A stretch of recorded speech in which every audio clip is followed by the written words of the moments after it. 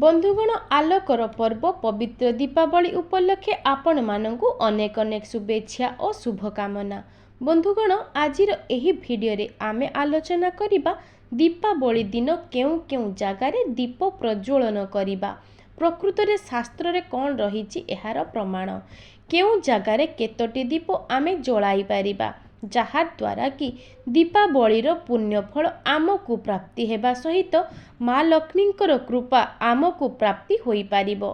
बंधुगण यह बहुत ही गुरुत्वपूर्ण कथा अटे, तेणु आपण मानंकु अनुरोध करुछि केवल आपण मानंको फायदा पाई एही भिडियोटी को थरे मात्र शेष पर्यंत निश्चय देखंतु एवं आपण माने जदि ए पर्यंत भिडियोटी को लाइक करि नाहांती भिडियोटी को गोटे लाइक निश्चय करि दियंतु एवं कमेंट बॉक्स रे जय माँ लक्ष्मी निश्चय लिखि दियंतु।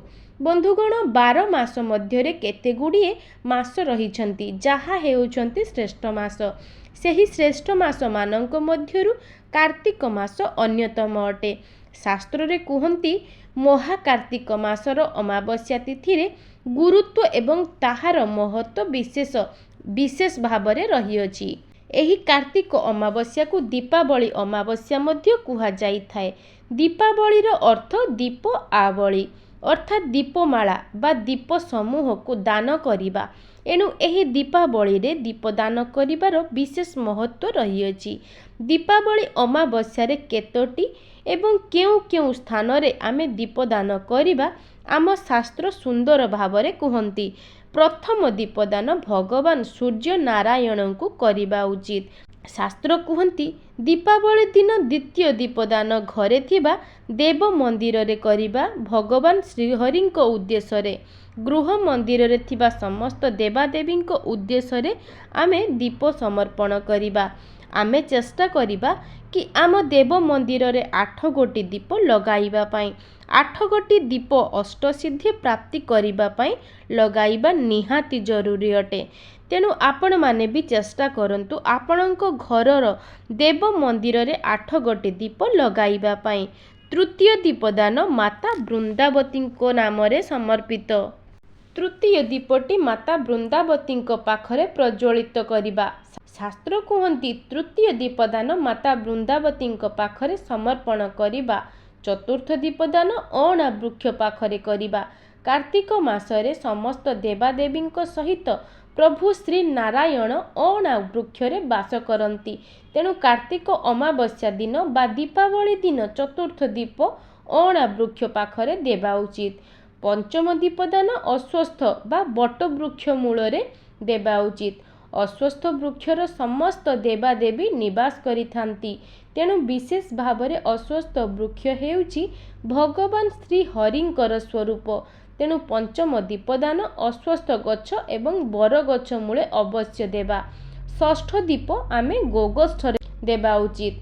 गोगोष्ठ कहिले आमर गोरु गाई माने रहुथिबा घर बा जहाकू आमे कहुचे गुहाळ।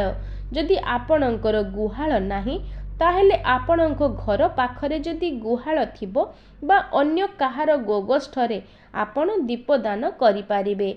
सप्तम स्थान हेउची आम रोषेई घर। माँ लक्ष्मी माँ अन्नपूर्णांकर अति प्रिय अटे। तेणु आमे सबु बेले आम रोषेई घर को परिष्कार परिच्छन्न रखिबा सहित एही दीपावली अमावस्या दिन गोटिए दीप प्रज्वलित निश्चित करिबा। एणु सप्तम स्थान हेउची आमर रोषेई घर। अष्टम स्थान हेउची शिवालय अर्थात महादेवंक मंदिर रे एही दीपावली दिन बा कार्तिक अमावस्या दिन निश्चय गोटिए दीपदान करिबा। शास्त्र कुहंती अष्टम स्थान हेउची शिवालय। नवम स्थान हेउची चतुष्पद अर्थात चारि दिग को बाट थिबा स्थान बा जहाकू आमे कहुचे चौछक बा चारि छक। शास्त्र कुहंती चतुष्पद रे निहाती दीपदान करिबा। आपणक पाखापाखी जदि चौछक नाही बा चारि छक नाही ताहेले आपण गोटे खोला स्थान रे धला मुरुजरे गोटे क्रॉस चिन्ह करिवे एवं सही क्रॉस चिन्ह उपरे दीप को प्रज्वलन करिवे। दशम दीप हेउची पितृपुरुषंक उद्देश्य रे अर्थात आपणक पितृपुरुषंक उद्देश्य रे निहाती अमावस्या दिन दीपटे प्रज्वलन करिबा। बंधुगण एही 10 गोटी स्थान रे दीपावली अमावस्या दिन निहाती दीपदान करने उचित कारण कार्तिक अमावस्या हेउची एक मूल्यवान एवं दुर्लभ रात्रि। एही दिन को मध्य आम शास्त्र सुख रात्रि बोली कहती। शास्त्र कहती एही दीपावली अमावस्या दिन माँ लक्ष्मी निद्रा भंग करिथांती। एणु माता को प्रसन्न करिबा पई एही दिन एही 10 गोटी जगार दीप प्रज्वलन करिबा बा दीपदान करिबा निहाती उचित। बंधुगण एहा थिला दीपावली दिन केउ केउ जगार आमे दीप प्रज्वलन करिबा। एबे आसंतु जानिबा आमे केमिति दीप प्रज्वलन करिबा एवं कौन रहिछि शास्त्र रे दीप प्रज्वलन करिबार विधि। ता सहित दीप प्रज्वलन करिबा बेले करंतु नाही एही सब छोट छोट भूल। प्रथम कथा हैला कि आमे जे दीप प्रज्वलन करिबा ताहा शुद्ध होइथिबा दरकार।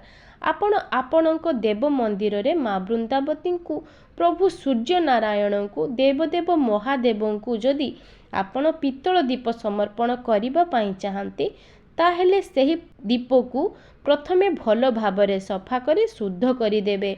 बा जदि आपणक पाखरे एते गुडिये पितल दीप क्रय करिबा पई शक्ति सामर्थ्य नाही तेबे आपण माटीर दीप प्रज्वलन करि पारिबे। किंतु मने रखंतु आमे नुआ दीप प्रज्वलन करिबा काहे कि ना माटीर दीप थरे जळी गला परे ताहा उचिष्ट होई जाए। तेणु माटी दीप को पुनर्बार आउ पूजा कार्य रे लागे नाही। तेणु प्रथम कथा हैला कि आमे जे दीप को प्रज्वलन करिबा सेही दीप सबु शुद्ध होइथिबा दरकार। द्वितीय कथा मने रखंतु जेतेबेले आमे दीप प्रज्वलन करिबा दीप को केबे भी तळे रखिबा नाही। समस्त दीप को कौनसी पत्र पुष्प अक्षत धान उपरे आमे दीप को स्थापन करिबा। तृतीय कथा हेउची गोटिए दीप प्रज्वलन करि सारिबा परे हाथ को धोई आउ गोटिए दीप प्रज्वलन करिबे।